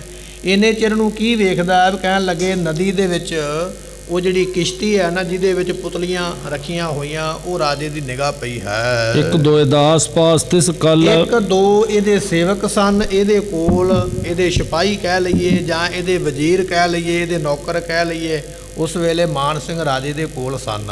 ਵੇਖਿਓ ਅਚੰਭਾ ਆਏ ਬਿਸਲ। ਇਹਨਾਂ ਨੇ ਦੂਰੋਂ ਵੇਖਿਆ ਵੀ ਇੱਕ ਬੇੜੀ ਆਉਂਦੀ ਪਈ ਹੈ, ਬੇੜੀ ਨੂੰ ਚਲਾਉਂਦਾ ਕੋਈ ਨਹੀਂ ਹੈ, ਆਪਣੇ ਆਪ ਹੀ ਤੁਰੀ ਆਉਂਦੀ ਪਾਣੀ ਵਿੱਚ, ਤੇ ਉਹਦੇ ਵਿੱਚ ਇਸਤਰੀਆਂ ਬੈਠੀਆਂ ਹੋਈਆਂ ਨੇ। ਵੇਖ ਕੇ ਬੜੇ ਹੈਰਾਨ ਹੋਏ ਹਨ। ਜਲ ਕੇ ਬੇਗ ਨ ਨੌਕਾ ਚਲੇ। ਮਨ ਵਿੱਚ ਸੋਚਦੇ ਨੇ ਵੀ ਜੇ ਬੇੜੀ ਪਾਣੀ ਦੇ ਆਸਰੇ ਚੱਲੇ ਤੇ ਫਿਰ ਇਹਦੀ ਰਫ਼ਤਾਰ ਕੁਝ ਹੋਰ ਹੋਣੀ ਚਾਹੀਦੀ ਸੀ। ਪਾਣੀ ਜਿੰਨਾ ਹੌਲੀ ਚੱਲਦਾ ਤੇ ਬੇੜੀ ਵੀ ਤੇ ਫਿਰ ਓਨੀ ਹੌਲੀ ਚੱਲਣੀ ਚਾਹੀਦੀ ਹੈ। ਪਾਣੀ ਹੌਲੀ ਹੌਲੀ ਚੱਲਦਾ ਪਿਆ, ਬੇੜੀ ਤੇਜ਼ ਤੇਜ਼ ਤੁਰੀ ਆਉਂਦੀ ਹੈ, ਚਲਾਉਂਦਾ ਕੋਈ ਨਹੀਂ ਹੈ। ਵੇਖ ਕੇ ਬੜੇ ਹੈਰਾਨ ਹੋਏ ਹਨ। ਨਰਵਿਨ ਸਨੇ ਸਨੇ ਨਿਜ ਠਿਲੇ। ਤੇ ਉਸ ਵੇਲੇ ਵੇਖਦੇ ਨੇ ਵੀ ਇਹਨੂੰ ਚਲਾਉਂਦਾ ਕੋਈ ਨਹੀਂ, ਮਲਾਹ ਕੋਈ ਨਹੀਂ, ਇਹ ਚੱਪੂ ਕੋਈ ਨਹੀਂ ਲਾਉਂਦਾ, ਬੇੜੀ ਨੂੰ ਚਲਾਉਂਦਾ ਕੋਈ ਨਹੀਂ ਪਿਆ। ਬਿਨਾਂ ਚਲਾਉਣ ਤੋਂ, ਬਿਨਾਂ ਮਲਾਹ ਤੋਂ ਬੇੜੀ ਤੁਰੀ ਆਉਂਦੀ ਹੈ। ਅਵਲੋਕਤ ਚਲੇ ਆਈ ਪਾਸਾ। ਵੇਖਦਿਆਂ ਵੇਖਦਿਆਂ ਉਹ ਬੇੜੀ ਉਸ ਜਗ੍ਹਾ ਤੇ ਪਹੁੰਚ ਗਈ ਜਿੱਥੇ ਮਾਨ ਸਿੰਘ ਰਾਜਾ ਬੈਠਾ ਹੈ। ਬਿਸਮਿਓ ਭੂਪਤ ਅਜਬ ਤਮਾਸ਼ਾ। ਤੇ ਰਾਜਾ ਬੜਾ ਹੈਰਾਨ ਹੋਇਆ ਵੀ ਇਹੋ ਜਿਹਾ ਤਮਾਸ਼ਾ ਤੇ ਕਦੇ ਪਹਿਲਾਂ ਨਹੀਂ ਵੇਖਿਆ, ਇਹੋ ਜਿਹਾ ਨਾਟਕ, ਇਹੋ ਜਿਹਾ ਕੌਤਕ ਕਦੇ ਪਹਿਲਾਂ ਨਹੀਂ ਵੇਖਿਆ ਵੀ ਬਿਨਾਂ ਮਲਾਹ ਤੋਂ ਬੇੜੀ ਚੱਲੇ। ਦੇਖ ਕੇ ਰਾਜਾ ਬੜਾ ਹੈਰਾਨ ਹੋਇਆ ਹੈ। ਅਤ ਸੁੰਦਰ ਪੁੱਤਰੀ ਸੋਨਿਹਾਰੀ। ਜਦੋਂ ਨੇੜੇ ਆ ਗਈ ਨਾ ਬੇੜੀ, ਦੂਰੋਂ ਲੱਗਦਾ ਸੀ ਵੀ ਉਹਦੇ ਵਿੱਚ ਔਰਤਾਂ ਬੈਠੀਆਂ ਹੋਈਆਂ, ਪਰ ਹੁਣ ਬੇੜੀ ਬਿਲਕੁਲ ਨੇੜੇ ਆ ਗਈ। ਰਾਜੇ ਨੇ ਵੇਖਿਆ ਇਹ ਔਰਤਾਂ ਨਹੀਂ, ਇਹ ਤੇ ਪੁਤਲੀਆਂ ਵਿੱਚ ਬਿਠਾਈਆਂ ਹੋਈਆਂ ਨੇ। ਔਰਤਾਂ ਵਾਲੇ ਕੱਪੜੇ ਪਵਾ ਕੇ ਰਾਜੇ ਨੇ ਵੇਖਿਆ ਹੈ। ਮਾਨ ਸਿੰਘ ਸੁਧ ਦੇਹ ਵਿਸਾਰੀ। ਤੇ ਕਹਿਣ ਲੱਗੇ ਉਸ ਵੇਲੇ ਮਾਨ ਸਿੰਘ ਨੂੰ ਨਾ ਆਪਣੀ ਦੇਹ ਦੀ ਸੁੱਧ ਭੁੱਲ ਗਈ, ਸਰੀਰ ਦੀ ਖਬਰ ਭੁੱਲ ਗਈ ਹੈ। ਦੇਖ ਚਲਤ ਮਨ ਮੋਹਤ ਹੋਵਾ। ਇਹ ਜਿਹੜਾ ਰਾਜਾ ਹੈ ਨਾ, ਉਹਨਾਂ ਪੁਤਲੀਆਂ ਦੇ ਵੱਲ ਵੇਖ ਕੇ ਇਹਦਾ ਮਨ ਹੀ ਮੋਹਿਆ ਗਿਆ। ਇਹਨੂੰ ਇੰਨੀਆਂ ਸੋਹਣੀਆਂ ਲੱਗੀਆਂ ਵੀ ਆਪਣੇ ਆਪ ਦਾ ਇਹਨੂੰ ਚੇਤਾ ਭੁੱਲ ਗਿਆ ਹੈ। ਸ਼ੁਭਤ ਅਦਕ ਔਰ ਧੀਰਜ ਖੋਵਾ। ਤੇ ਕਹਿਣ ਲੱਗਾ ਵੀ ਉਸ ਵੇਲੇ ਇਹਦੇ ਹਿਰਦੇ ਦਾ ਧੀਰਜ ਖਤਮ ਹੋ ਗਿਆ ਤੇ ਬੜੀ ਸ਼ੋਭ ਹੋਈ ਹੈ। ਪਹੁੰਚੀ ਅਤਸ਼ੈ ਆਏ ਸਮੀਪ। ਉਹ ਜਿਹੜੀਆਂ ਪੁਤਲੀਆਂ ਸਨ ਉਹ ਭੇਜੀਆਂ ਮੰਤਰ ਪੜ੍ਹ ਕੇ, ਉਹਨਾਂ ਨੂੰ ਮੰਤਰ ਪੜ੍ਹ ਕੇ ਭੇਜਿਆ ਗਿਆ ਸੀ। ਮੰਤਰਾਂ ਦੀਆਂ ਬੱਧੀਆਂ ਹੋਈਆਂ ਉਹ ਆਈਆਂ, ਚਲਦੀਆਂ ਚਲਦੀਆਂ ਪੁਤਲੀਆਂ ਉੱਥੇ ਆ ਗਈਆਂ ਜਿੱਥੇ ਰਾਜਾ ਸੀ। ਜਦੋਂ ਬਿਲਕੁਲ ਨੇੜੇ ਆਈਆਂ ਹਨ, ਰਹਿਓ ਨਾ ਗਇਓ ਤਵੈਬ ਨੀ। ਇਸ ਮਾਨ ਸਿੰਘ ਰਾਜੇ ਤੋਂ ਰਿਹਾ ਨਹੀਂ ਗਿਆ, ਇਹਦਾ ਮਨ ਹੀ ਇੰਨਾ ਖਿੱਚਿਆ ਗਿਆ ਉਹਨਾਂ ਪੁਤਲੀਆਂ ਦੇ ਵੱਲ, ਇੰਨੀਆਂ ਚੰਗੀਆਂ ਲੱਗੀਆਂ ਰਾਜੇ ਨੂੰ ਉਹ ਪੁਤਲੀਆਂ ਵੀ ਮਨ ਇਹਦਾ ਉਹਨਾਂ ਪੁਤਲੀਆਂ ਵਿੱਚ ਲੱਗਿਆ ਹੈ। ਵਾਰ-ਵਾਰ ਅਵਲੋਕਨ ਕਰਤਾ। ਰਾਜਾ ਵਾਰ-ਵਾਰ ਉਹਨਾਂ ਪੁਤਲੀਆਂ ਨੂੰ ਦੇਖਦਾ ਹੈ। ਪੜਿਓ ਖਿਆਲ ਤਿਸ ਨਾਇਨ ਟਰਤਾ। ਤੇ ਬਾਦਸ਼ਾਹ ਇਹ ਜਿਹੜਾ ਮਾਨ ਸਿੰਘ ਰਾਜਾ, ਇਹਦਾ ਧਿਆਨ ਪੁਤਲੀਆਂ ਵਿੱਚ ਹੀ ਖੁੱਭ ਗਿਆ। ਉਹ ਜਿਹੜੇ ਨਾਲ ਦੋ ਸੇਵਕ ਸਨ ਉਹ ਇਹਦੇ ਨਾਲ ਗੱਲਾਂ ਕਰਦੇ, ਇਹਦਾ ਧਿਆਨ ਹੋਰ ਪਾਸੇ ਲੈ ਕੇ ਜਾਣਾ ਚਾਹੁੰਦੇ, ਪਰ ਕਹਿਣ ਲੱਗੇ ਵੀ ਇਹੋ ਜਿਹਾ ਧਿਆਨ ਖੁੱਭਿਆ ਇਹਨੂੰ ਬਾਕੀ ਤੇ ਸਭ ਕੁਝ ਚੇਤਾ ਹੀ ਭੁੱਲ ਗਿਆ ਵੀ ਮੈਂ ਕਿੱਥੇ ਖਲੋਤਾ ਤੇ ਕਾਹਦੇ ਵਾਸਤੇ ਖਲੋਤਾ, ਸਭ ਕੁਝ ਵਿਸਰ ਗਿਆ ਹੈ। ਬਹੁਤ ਸੁੰਦਰ ਜਬ ਫੂਲ ਨਿਹਾਰਿਓ। ਤੇ ਜਦੋਂ ਵੇਖਿਆ ਨਾ ਪੁਤਲੀਆਂ ਨੂੰ ਨੇੜੇ ਹੋ ਕੇ, ਤੇ ਉਹਦੇ ਵਿੱਚ ਇੱਕ ਕਮਲ ਦਾ ਫੁੱਲ ਵੀ ਰੱਖਿਆ ਹੋਇਆ ਬੇੜੀ ਦੇ ਵਿੱਚ, ਤੇ ਬੜਾ ਸੋਹਣਾ। ਤੇ ਜਦੋਂ ਮਾਨ ਸਿੰਘ ਰਾਜੇ ਨੇ ਵੇਖਿਆ ਹੈ, ਤਿਸ ਲੈ ਬੇਹਿਤ ਹਾਥ ਬਸਾਰੇ। ਰਾਜਾ ਚਾਹੁੰਦਾ ਹੈ ਵੀ ਇਹ ਫੁੱਲ ਮੈਂ ਆਪਣੇ ਹੱਥਾਂ ਵਿੱਚ ਲੈ ਲਵਾਂ। ਉਹਨੂੰ ਚੇਤਾ ਭੁੱਲ ਗਿਆ ਵੀ ਮੈਂ ਦੁਸ਼ਮਣ ਦੇਸ਼ ਦੇ ਉੱਪਰ ਫੌਜ ਲੈ ਕੇ ਚੜ੍ਹਿਆ ਹਾਂ, ਤੇ ਦੁਸ਼ਮਣ ਦੀ ਕੋਈ ਚਲਾਕੀ ਹੋ ਸਕਦੀ ਹੈ, ਮੇਰੇ ਨਾਲ ਧੋਖਾ ਹੋ ਸਕਦਾ। ਗੱਲ ਹੀ ਭੁੱਲ ਗਈ। ਮੰਤਰਾਂ ਨੇ ਇਹੋ ਜਿਹੀ ਮੱਤ ਮਾਰੀ ਹੈ ਵੀ ਉਸ ਨੂੰ ਸਭ ਕੁਝ ਦੇਸ਼ ਕਾਲ ਵਸਤੂ ਭੁੱਲ ਗਿਆ ਰਾਜੇ ਨੂੰ। ਹੁਣ ਚਾਹੁੰਦਾ ਵੀ ਇਹ ਕਮਲ ਦਾ ਫੁੱਲ ਬੜਾ ਸੋਹਣਾ ਬੇੜੀ ਵਿੱਚ ਕਿਉਂ ਪਿਆ, ਮੇਰੇ ਕੋਲ ਹੋਣਾ ਚਾਹੀਦਾ। ਤੇ ਉਹ ਫੁੱਲ ਫੜਨ ਵਾਸਤੇ ਨਾ ਆਪਣੇ ਹੱਥ ਵਿੱਚ ਰਾਜੇ ਨੇ ਆਪਣਾ ਹੱਥ ਅੱਗੇ ਵਧਾਇਆ ਹੈ। ਉਤਰੀ ਕਰਤੇ ਜਬ ਹੀ ਲੀਨੋ। ਤੇ ਜਦੋਂ ਉਹ ਜਿਹੜਾ ਕਮਲ ਦਾ ਫੁੱਲ ਸੀ ਨਾ, ਇੱਕ ਪੁਤਲੀ ਦੇ ਹੱਥ ਵਿੱਚ ਉਹਨਾਂ ਨੇ ਫੜਾਇਆ ਹੋਇਆ ਸੀ। ਇਹੋ ਜਿਹੀ ਬਣਾਵਟ ਬਣਾ ਕੇ ਉਹਨਾਂ ਨੇ ਭੇਜੀ ਸੀ ਵੀ ਪੁਤਲੀਆਂ ਬੈਠੀਆਂ ਨੇ ਜਿਵੇਂ ਮੰਨ ਲਓ ਔਰਤਾਂ ਬੈਠੀਆਂ ਹੋਣ, ਇਸ ਤਰ੍ਹਾਂ ਉਹਨਾਂ ਨੂੰ ਚੰਗੀ ਤਰ੍ਹਾਂ ਸੀਟ ਦੇ ਉੱਪਰ ਬਿਠਾਇਆ ਗਿਆ। ਇੱਕ ਪੁਤਲੀ ਦੇ ਹੱਥ ਵਿੱਚ ਉਹ ਕਮਲ ਦਾ ਫੁੱਲ ਦਿੱਤਾ ਗਿਆ ਤੇ ਰਾਜੇ ਨੇ ਵੇਖਿਆ ਪੁਤਲੀਆਂ ਨੇ ਇਹਨਾਂ ਕਮਲ ਦਾ ਫੁੱਲ ਕੀ ਕਰਨਾ, ਤੇ ਇੱਕ ਪੁਤਲੀ ਦੇ ਕੋਲੋਂ ਉਹ ਕਮਲ ਦਾ ਫੁੱਲ ਹੱਥ ਵਿੱਚੋਂ ਲੈਣ ਵਾਸਤੇ ਰਾਜੇ ਨੇ ਹੱਥ ਅੱਗੇ ਕੀਤਾ ਹੈ। ਘਰਾਣ ਨਿਕਟ ਕਰ ਸੁੰਗਨ ਕੀਨੋ, ਤੇ ਜਦੋਂ ਉਹ ਫੁੱਲ ਫੜਿਆ ਨਾ ਉਹਦੇ ਕੋਲੋਂ, ਪੁਤਲੀ ਦੇ ਕੋਲੋਂ, ਤੇ ਫੜ ਕੇ ਫੁੱਲ ਤੇ ਫਿਰ ਆਪਣੇ ਨੱਕ ਦੇ ਨੇੜੇ ਕੀਤਾ ਸੁੰਘਣ ਵਾਸਤੇ ਵੀ ਇੰਨਾ ਸੋਹਣਾ ਫੁੱਲ ਹੈ। ਤੇ ਫੁੱਲ ਕਾਹਦੇ ਵਾਸਤੇ? ਸੁੰਘਣ ਵਾਸਤੇ ਹੀ ਹੁੰਦਾ ਵੀ ਇਹਦੀ ਸੁਗੰਧੀ ਬੜੀ ਚੰਗੀ ਹੋਵੇਗੀ, ਸੁੰਘਣ ਵਾਸਤੇ ਆਪਣੇ ਨੱਕ ਦੇ ਨੇੜੇ ਕੀਤਾ। ਤਤਸ਼ਨ ਭਇਓ ਬਾਬਰੋ ਮਾਨ, ਤੇ ਕਹਿਣ ਲੱਗੇ ਵੀ ਇਹੋ ਜਿਹੇ ਮੰਤਰ ਪੜ੍ਹੇ ਗਏ ਸਨ ਵੀ ਇਹ ਮਾਨ ਸਿੰਘ ਰਾਜਾ ਨਾ ਉਸ ਵੇਲੇ ਕਹਿੰਦੇ ਸ਼ਦਾਈ ਹੋ ਗਿਆ, ਕਮਲਾ ਹੋ ਗਿਆ, ਸਰੀਰ ਦੀ ਸੁੱਧ ਬੁੱਧ ਭੁੱਲ ਗਈ ਹੈ। ਦਲ ਬਲ ਕੀ ਸੁਧ ਗਈ ਜਹਾਂ, ਇਹਨੂੰ ਭੁੱਲ ਗਿਆ ਵੀ ਮੇਰੇ ਮਗਰ ਇੰਨੀ ਫੌਜ ਹੈ, ਮੈਂ ਐਡਾ ਵੱਡਾ ਰਾਜਾ, ਇੰਨੀ ਤਕੜਾਈ ਕਰਕੇ ਆਇਆ, ਕਾਹਦੇ ਵਾਸਤੇ ਆਇਆ, ਸਭ ਕੁਝ ਭੁੱਲ ਗਿਆ, ਕਮਲਾ ਝੱਲਾ ਹੋ ਗਿਆ ਹੈ। ਜਬ ਹੈ ਚਮੂ ਨੇ ਇਮ ਨਿਰਪ ਜਾਣਿਓ, ਕਹਿਣ ਲੱਗੇ ਵੀ ਜਦੋਂ ਫੌਜ ਨੇ ਵੇਖਿਆ ਵੀ ਸਾਡੇ ਰਾਜੇ ਨਾਲ ਇਸ ਤਰ੍ਹਾਂ ਹੋਇਆ ਹੈ, ਤੇ ਵੇਖ ਕੇ ਉਸ ਵੇਲੇ ਕਿ ਤੁਤ ਭਏ ਤਰਾਸ ਮਨ ਠਾਨਿਓ, ਤੇ ਕਹਿਣ ਲੱਗੇ ਵੀ ਉਸ ਵੇਲੇ ਫੌਜਾਂ ਇੱਧਰ ਉੱਧਰ ਭੱਜ ਗਈਆਂ। ਜਦੋਂ ਵੇਖਿਆ ਵੀ ਸਾਡਾ ਮੁਖੀ ਮਰ ਗਿਆ ਜਾਂ ਸ਼ਦਾਈ ਹੋ ਗਿਆ, ਮਾਨ ਸਿੰਘ ਰਾਜਾ ਜਦੋਂ ਕਮਲਾ ਹੋ ਗਿਆ, ਤੇ ਫੌਜਾਂ ਆਪੋ ਆਪ ਹੋ ਗਈਆਂ। ਉਹਨਾਂ ਨੂੰ ਪਤਾ ਲੱਗ ਗਿਆ ਵੀ ਹੁਣ ਸਾਡੇ ਤੇ ਨਾ ਕੋਈ ਮੰਤਰ ਪੜਿਆ ਜਾਵੇ। ਕੋਈ ਇੱਧਰ ਨੂੰ ਭੱਜ ਗਿਆ, ਕੋਈ ਉੱਧਰ ਨੂੰ ਭੱਜ ਗਿਆ, ਸਾਰੇ ਖਿੰਡ ਪੁੰਡ ਗਏ, ਕੋਈ ਇੱਧਰ ਉੱਧਰ ਨੂੰ ਚਲੇ ਗਏ ਹਨ। ਬਿਨਾ ਭੂਪ ਲਸ਼ਕਰ ਫਟ ਗਏ, ਕਿਉਂਕਿ ਕਦੇ ਵੀ ਫੌਜਾਂ ਜਿਹੜੀਆਂ ਨੇ ਸੈਨਾਪਤੀ ਤੋਂ ਬਿਨਾਂ, ਕਮਾਂਡਰ ਤੋਂ ਬਿਨਾਂ ਕਦੇ ਫੌਜ ਨਹੀਂ ਲੜਦੀ ਹੈ। ਫੌਜ ਭਾਵੇਂ ਕਿੱਡੀ ਵੀ ਵੱਡੀ ਹੋਵੇ, ਕਿੱਡੀ ਵੀ ਜ਼ਬਰਦਸਤ ਤਾਕਤ ਵਾਲੀ ਕਿਉਂ ਨਾ ਹੋਵੇ, ਜਿੰਨਾ ਚਿਰ ਕਮਾਂਡਰ ਵਿੱਚ ਨਹੀਂ ਨਾ ਖਲੋਤਾ ਉਹਨਾਂ ਚਿਰ ਫੌਜ ਲੜਦੀ ਨਹੀਂ ਹੈ। ਫੌਜ ਨੂੰ ਲੜਾਉਣ ਵਾਸਤੇ ਫੌਜ ਦਾ ਜਰਨੈਲ ਵਿੱਚ ਹੋਣਾ ਜ਼ਰੂਰੀ ਹੈ। ਤੇ ਜਦੋਂ ਫੌਜ ਦਾ ਜਰਨੈਲ ਸ਼ਦਾਈ ਹੋ ਗਿਆ ਤੇ ਉਹਨਾਂ ਨੇ ਵੇਖਿਆ ਵੀ ਹੁਣ ਸਾਨੂੰ ਕਿੰਨੇ ਰੋਕਣਾ, ਭੱਜ ਗਏ। ਐਸੀ ਹਾਲਤ ਉਸ ਵੇਲੇ ਬਣੀ ਹੈ। ਆਪ ਕੋ ਜਿੱਧਰ ਨੂੰ ਕਿਸੇ ਨੂੰ ਰਾਹ ਮਿਲਿਆ ਨਾ, ਸੱਜੇ ਨੂੰ, ਖੱਬੇ ਨੂੰ, ਅੱਗੇ ਨੂੰ, ਪਿੱਛੇ ਨੂੰ, ਜਿੱਧਰ ਨੂੰ ਰਾਹ ਮਿਲਿਆ ਉਧਰ ਨੂੰ ਦੌੜ ਗਏ ਹਨ। ਲੈ ਸੁਧ ਕਾਬਰ ਦੇਸ਼ ਨਰੇਸ਼, ਕਹਿਣ ਲੱਗੇ ਵੀ ਉਸ ਵੇਲੇ ਜਿਹੜਾ ਉਸ ਦੇਸ਼ ਦਾ ਰਾਜਾ ਸੀ ਨਾ, ਕਾਮਰੂ ਦੇਸ਼ ਦਾ, ਅਸਾਮ ਦਾ, ਉਸਨੇ ਖਬਰ ਲੈ ਕੇ ਲਰਿਓ ਆਏ ਸੰਗ ਚਮੂ ਵਿਸ਼ੇਸ਼, ਉਹਨੂੰ ਪਤਾ ਲੱਗ ਗਿਆ ਵੀ ਦੁਸ਼ਮਣ ਮੇਰਾ ਆਇਆ ਸੀ, ਉਹ ਤੇ ਕਮਲਾ ਹੋ ਗਿਆ, ਤੇ ਫੌਜ ਉਹਦੀ ਇੱਧਰ ਉੱਧਰ ਨੂੰ ਖਿੰਡ ਗਈ ਹੈ। ਹੁਣ ਫੌਜ ਨੂੰ ਲੜਾਉਣ ਵਾਲਾ ਕੋਈ ਨਹੀਂ। ਇੰਨੇ ਚਿਰ ਨੂੰ ਉਹਨੇ ਆਪਣੀ ਤਕੜਾਈ ਕਰਕੇ ਬੈਠਾ ਸੀ, ਉਹਨੇ ਆਪਣੀ ਫੌਜ ਦੇ ਨਾਲ ਹਮਲਾ ਕਰ ਦਿੱਤਾ ਹੈ। ਮਾਨ ਸਿੰਘ ਸੁਧ ਲੀਨਸ ਨਾਹੀਂ, ਤੇ ਮਾਨ ਸਿੰਘ ਨੂੰ ਖਬਰ ਕੋਈ ਨਹੀਂ ਸੀ, ਉਹਦਾ ਦਿਮਾਗ ਹੀ ਉਸ ਵੇਲੇ ਅਪਸੈਟ ਹੋ ਗਿਆ, ਪਾਗਲ ਹੋ ਗਿਆ, ਪਤਾ ਹੀ ਨਹੀਂ ਲੱਗਾ ਵੀ ਮੇਰੀ ਫੌਜ ਤੇ ਹਮਲਾ ਹੋ ਗਿਆ ਹੈ। ਠਹਿਰੀ ਨੈ ਸੈਨਾ ਰਣ ਮਾਹੇ, ਬਿਨਾਂ ਜਰਨੈਲ ਤੋਂ ਫੌਜਾਂ ਕਿਵੇਂ ਲੜ ਸਕਦੀਆਂ? ਨਹੀਂ ਲੜਦੀਆਂ। ਫੌਜਾਂ ਜਿਹੜੀਆਂ ਸਨ ਦੁਸ਼ਮਣ ਨੂੰ ਆਇਆ ਵੇਖ ਕੇ ਭੱਜ ਗਈਆਂ ਹਨ।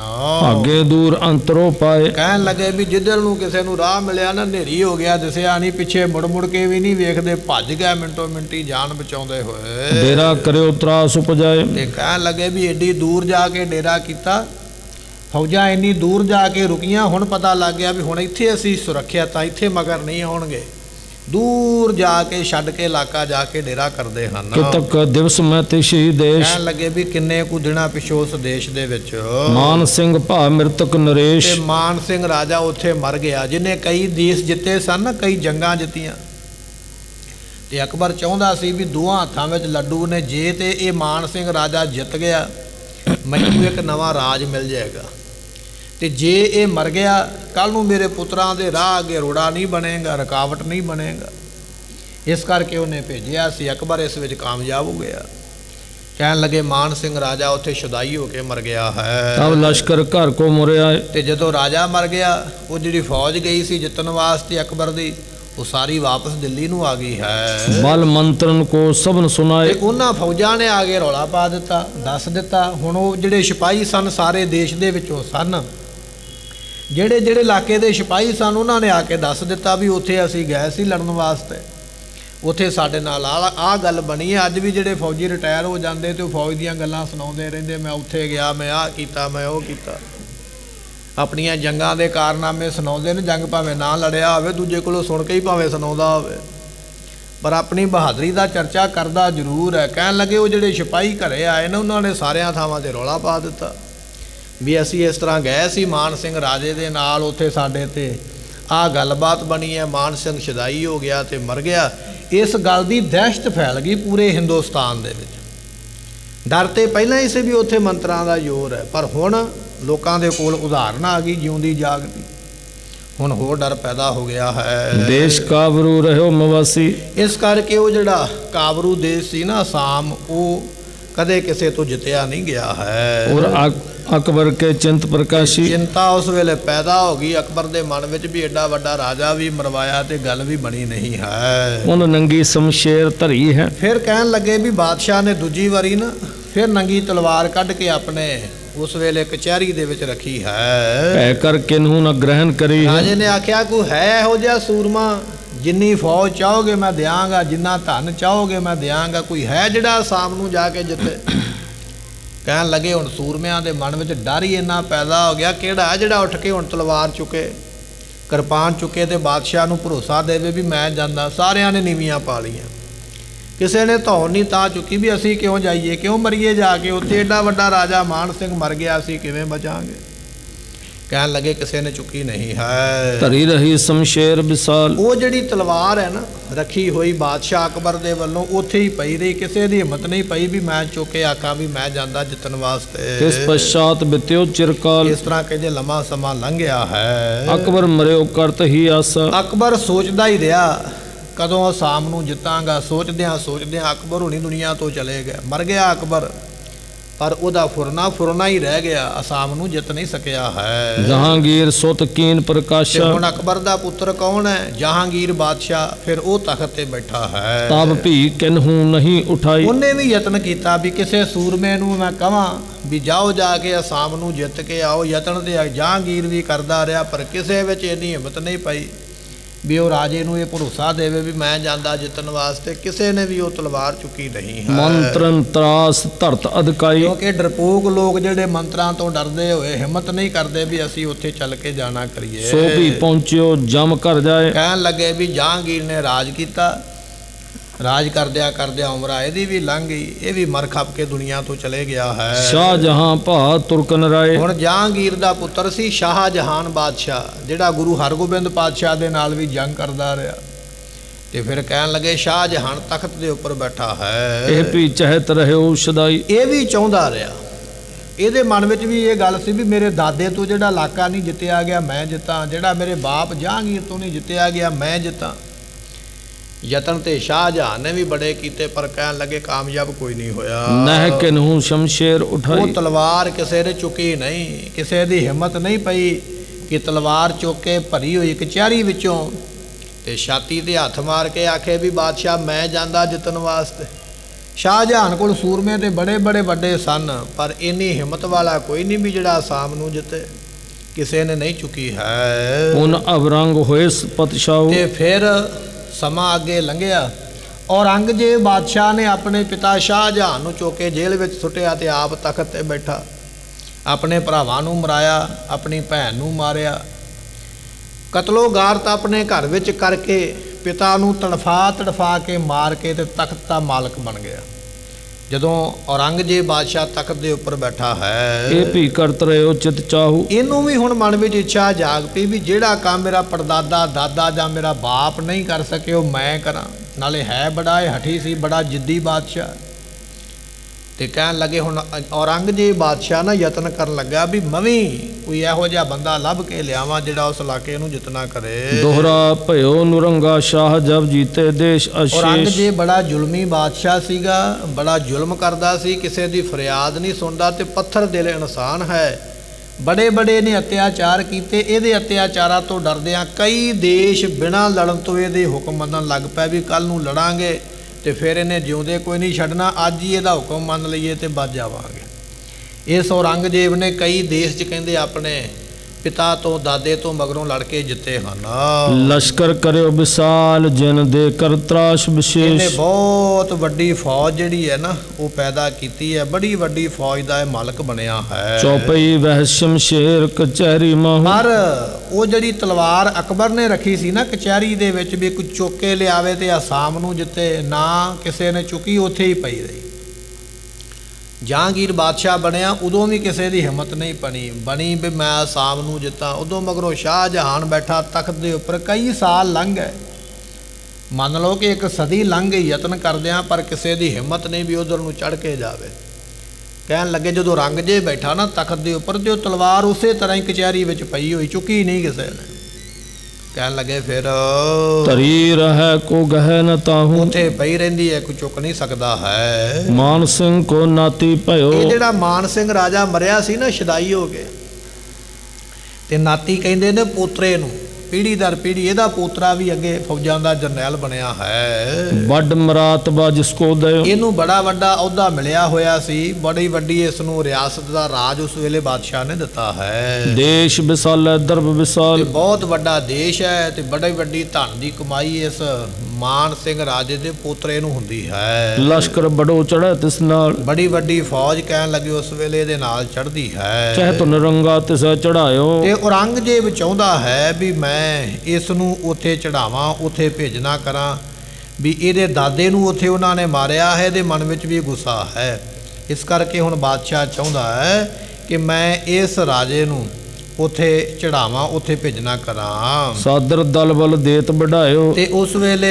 ਸਤਕਾਰ ਦੇ ਨਾਲ ਇਹਨੂੰ ਹੋਰ ਫੌਜ ਦਿੱਤੀ ਹੈ, ਤੇ ਫੌਜ ਦੇ ਨਾਲ ਨਾਲ ਇਸ ਨੂੰ ਹੋਰ ਵੀ ਬਹੁਤ ਵੱਡੇ ਮਰਾਤਬੇ ਦਿੱਤੇ ਹਨ।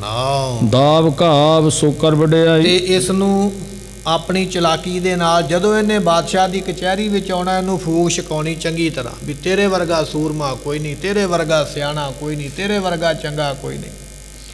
ਤੇ ਨਾਲ ਇਹਨੂੰ ਚੇਤਾ ਵੀ ਕਰਵਾਉਣਾ ਵੀ ਤੇਰੇ ਦਾਦੇ ਨੂੰ ਉਹਨਾਂ ਨੇ ਮਾਰਿਆ ਤੇ ਉਹ ਇਲਾਕਾ ਹਾਲੇ ਨਹੀਂ ਆਪਣੇ ਕੋਲੋਂ ਜਿੱਤਿਆ ਗਿਆ। ਇਸ ਤਰ੍ਹਾਂ ਬੜੀਆਂ ਚਤੁਰਾਈਆਂ ਦੇ ਨਾਲ, ਚਲਾਕੀਆਂ ਦੇ ਨਾਲ ਇਸ ਮਾਨ ਸਿੰਘ ਦੇ ਪੋਤਰੇ ਨੂੰ ਪ੍ਰੇਰਦੇ ਹਨ। ਕਹਿ ਕਰ ਤਿਸ ਤੇ ਸੋ ਉਠਵਾਈ। ਤੇ ਕਹਿਣ ਲੱਗੇ ਵੀ ਜਦੋਂ ਉਹਨੂੰ ਚਾਰ ਚਫੇਰਿਓਂ ਗੱਲ ਹੀ ਇਹ ਸੁਣਨ ਵਾਸਤੇ ਮਿਲਣੀ ਵੀ ਤੇਰੇ ਬਿਨਾਂ ਕਰ ਹੀ ਕੋਈ ਨਹੀਂ ਸਕਦਾ, ਤੇ ਉਹਦੇ ਮਨ ਵਿੱਚ ਵੀ ਮਾਣ ਆ ਗਿਆ ਵੀ ਪਤਾ ਨਹੀਂ ਮੈਂ ਕੀ ਹਾਂ। ਤੇ ਫਿਰ ਉਹਨੇ ਚੁੱਕ ਲਈ ਉਹ ਤਲਵਾਰ ਜਿਹੜੀ ਅਕਬਰ ਬਾਦਸ਼ਾਹ ਦੇ ਸਮੇਂ ਪਈ ਸੀ ਨਾ, ਇਹਦੇ ਦਾਦੇ ਨੇ ਚੁੱਕੀ ਉਹ ਤਲਵਾਰ, ਉੱਥੇ ਪਈ ਹੋਈ ਫਿਰ ਪੋਤਰੇ ਨੇ ਚੁੱਕੀ। ਕਹਿਣ ਲੱਗੇ ਵੀ ਚੁੱਕ ਲਈ ਉਸ ਵੇਲੇ। ਆਦਰ ਦਰਬ ਦੀਨ ਬਹੁਤ ਤੇਰਾ। ਤੇ ਉਸ ਵੇਲੇ ਔਰੰਗਜ਼ੇਬ ਬਾਦਸ਼ਾਹ ਨੇ ਬਹੁਤ ਜ਼ਿਆਦੀ ਮਾਇਆ ਇਸ ਨੂੰ ਦਿੱਤੀ ਹੈ। ਕਰਿਓ ਪਛਾਰੀ ਕਟਕ ਕਨੇਰਾ। ਤੇ ਬਹੁਤ ਵੱਡੀ ਫੌਜ ਨਾਲ ਦੇ ਕੇ ਤੋਰਿਆ। ਆਖਿਆ 10 ਕਿੰਨੇ ਸੂਰਮੇ ਚਾਹੀਦੇ ਨੇ, ਮੈਂ ਨਾਲ ਦੇ ਕੇ ਤੋਰਦਾ ਹਾਂ। ਵੱਡੀ ਫੌਜ ਔਰੰਗਜ਼ੇਬ ਨੇ ਦੇ ਕੇ ਤੋਰਿਆ ਹੈ। ਸਦਾ ਆਫਰੀ ਕਰਕੇ ਸ਼ਾਹੂ। ਤੇ ਉਸ ਵੇਲੇ ਬਾਦਸ਼ਾਹ ਔਰੰਗਜ਼ੇਬ ਨੇ ਇਸ ਨੂੰ ਸਦਾ ਵਾਸਤੇ ਜਿੱਤ ਲੈਣ ਵਾਸਤੇ, ਜਿੱਤਣ ਵਾਸਤੇ ਉਸ ਵੇਲੇ ਤੁਰਿਆ ਹੈ। ਚੜ੍ਹ ਕੋ ਦੀਨਸ ਉਤਸਾਹੂ। ਤੇ ਜਦੋਂ ਚੜ੍ਹ ਕੇ ਚੱਲਿਆ ਤੇ ਬੜਾ ਉਤਸ਼ਾਹ ਦਿੱਤਾ, ਬੜਾ ਹੌਸਲਾ ਦਿੱਤਾ। ਫਿਕਰ ਨਾ ਕਰੀ, ਜੰਗ ਦੇ ਵਿੱਚ ਵੀ ਇੰਨੀ ਫੌਜ ਮਰ ਗਈ ਹੈ, ਇੰਨੇ ਘੋੜੇ ਮਰ ਗਏ, ਇੰਨੇ ਹਾਥੀ ਮਰ ਗਏ, ਕਿਸੇ ਗੱਲ ਦਾ ਫਿਕਰ ਕਰਨ ਦੀ ਲੋੜ ਨਹੀਂ। ਤੇ ਨਾ ਹੀ ਸੋਚੀ ਵੀ ਇੰਨੇ ਸ਼ਸਤਰ ਟੁੱਟ ਗਏ ਨੇ, ਇੰਨਾ ਘਾਟਾ ਪੈ ਗਿਆ, ਇੰਨਾ ਖਰਚਾ ਹੋ ਗਿਆ, ਫਿਕਰ ਨਾ ਕਰ, ਮੈਂ ਮਗਰ ਤੇਰੇ ਖਲੋਤਾ।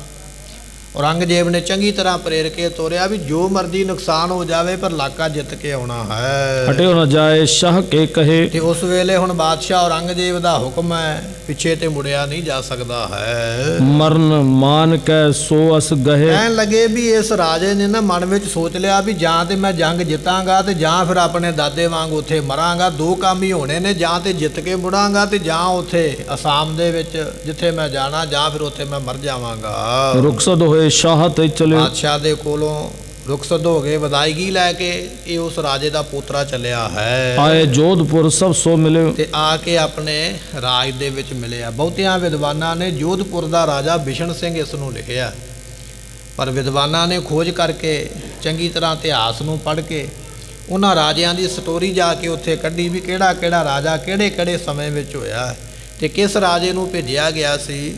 ਤੇ ਵਿਦਵਾਨਾਂ ਨੇ ਨਿਚੋੜ ਇਹ ਲਿਖਿਆ ਵੀ ਜੈਪੁਰ ਦਾ ਰਾਜਾ ਸੀ ਤੇ ਨਾਮ ਸੀ ਰਾਮ ਸਿੰਘ।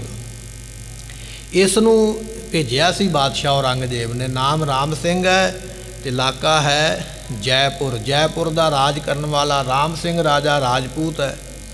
ਇਸ ਨੂੰ ਤੋਰਿਆ ਫੌਜ ਦੇ ਕੇ ਤੇ ਇਹ ਦਿੱਲੀੋਂ ਚੱਲਿਆ ਤੇ ਪਹਿਲਾਂ ਜੈਪੁਰ ਆਇਆ, ਆਪਣੇ ਪਰਿਵਾਰ ਨੂੰ ਮਿਲਿਆ, ਦੱਸੀ ਗੱਲ ਆ ਕੇ ਵੀ ਬਾਦਸ਼ਾਹ ਮੈਨੂੰ ਉਸ ਦੇਸ਼ ਨੂੰ ਭੇਜਣ ਲੱਗਾ ਜਿੱਥੇ ਮੇਰਾ ਦਾਦਾ ਮਰਿਆ ਸੀ।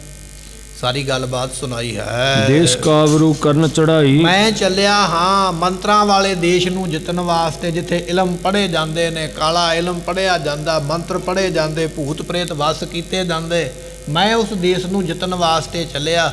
ਰਾਜੇ ਨੇ ਆ ਕੇ ਇਹ ਗੱਲ ਆਪਣੇ ਪਰਿਵਾਰ ਨੂੰ ਸੁਣਾਈ ਹੈ। ਜਬ ਆਪਣੇ ਪਰਿਵਾਰ ਸੁਣਾਈ। ਜਦੋਂ ਪਰਿਵਾਰ ਨੂੰ ਸੁਣਾਈ ਨਾ ਇਹ ਗੱਲ ਵੀ ਮੈਂ ਉਸ ਇਲਾਕੇ ਤੇ ਚੱਲਿਆ ਜਿਹਨੂੰ ਕਿਸੇ ਨੇ ਜਿੱਤਿਆ ਨਹੀਂ ਹੈ। ਮਹਾਸ਼ੋਇਕ ਹੋਏ ਸਰਨਵਾਸੂ। ਤੇ ਜਿੰਨੀਆਂ ਰਾਜੇ ਦੀਆਂ ਰਾਣੀਆਂ ਸਨ ਸਾਰੀਆਂ ਰੋਣ ਲੱਗ ਪਈਆਂ, ਬੜੀਆਂ ਦੁਖੀ ਹੋ ਗਈਆਂ। ਉਹਨਾਂ ਨੂੰ ਪਤਾ ਲੱਗ ਗਿਆ ਵੀ ਇਹਨੇ ਜਿਉਂਦੇ ਕੋਈ ਨਹੀਂ ਮੁੜਨਾ, ਇਹਨੇ ਮਰ ਜਾਣਾ ਉੱਥੇ।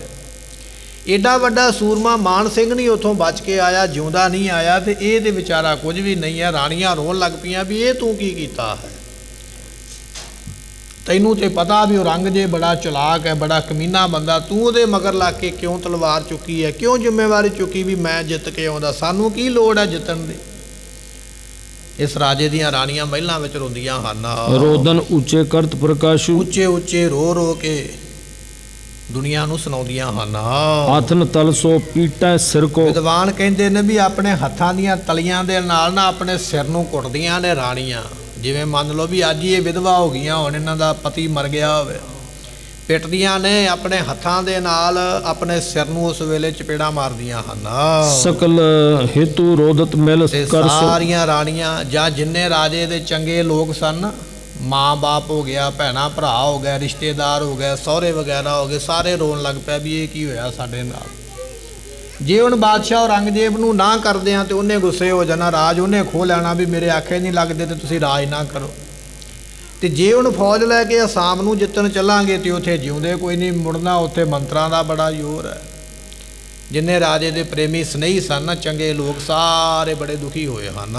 ਭੂਪਤ ਬਿਸ਼ਨ ਸਿੰਘ ਕੀ ਮਾਤ, ਕਹਿਣ ਲੱਗੇ ਵੀ ਇਹ ਜਿਹੜਾ ਰਾਜਾ ਹੈ ਨਾ, ਜਿਸ ਦਾ ਨਾਮ ਹੈ ਰਾਮ ਸਿੰਘ, ਰਾਜ ਕਰਦਾ ਜੈਪੁਰ ਦੇ ਉੱਪਰ, ਇਹਦੀ ਮਾਂ ਨੂੰ ਜਦੋਂ ਪਤਾ ਲੱਗਾ ਵੀ ਮੇਰਾ ਪੁੱਤਰਾ ਕਰਤੂਤ ਕਰਕੇ ਆਇਆ ਹੈ, ਬਿਰਲਾ ਪਤ ਉੱਚੇ ਬਿਲਲਾਤ, ਤੇ ਬੜੀ ਉਸ ਵੇਲੇ ਮਾਂ ਰੋਈ, ਉੱਚੀ ਉੱਚੀ ਵੈਣ ਪਾਉਂਦੀ ਹੈ, ਚੀਕਾਂ ਮਾਰਦੀ ਤੇ ਰੋਂਦੀ ਹੈ। ਏ ਸੁਤ ਤੁਮਰੋ ਬੜੋ ਭਇਓ, ਇਹ ਪੁੱਤਰਾ ਇਹ ਕੀ ਕਰ ਆਇਆ। ਮਾਂ ਨੇ ਆਖਿਆ, ਉਹ ਕਮਲਿਆ ਪੁੱਤਰਾ ਇਹ ਕੀ ਕਰ ਆਇਆ, ਤੈਨੂੰ ਕੀ ਲੋੜ ਸੀ ਉੱਥੇ ਤਲਵਾਰ ਚੁੱਕ ਕੇ ਇਹ ਗੱਲ ਕਹਿਣ ਦੀ ਵੀ ਮੈਂ ਜਾਂਦਾ ਜਿੱਤਣ ਵਾਸਤੇ, ਜਿੱਥੇ ਸਾਰੇ ਚੁੱਪ ਕਰਕੇ ਬੈਠੇ ਤੂੰ ਵੀ ਬਹਿ ਜਾਂਦਾ ਨੀਵੀਂ ਪਾ ਕੇ।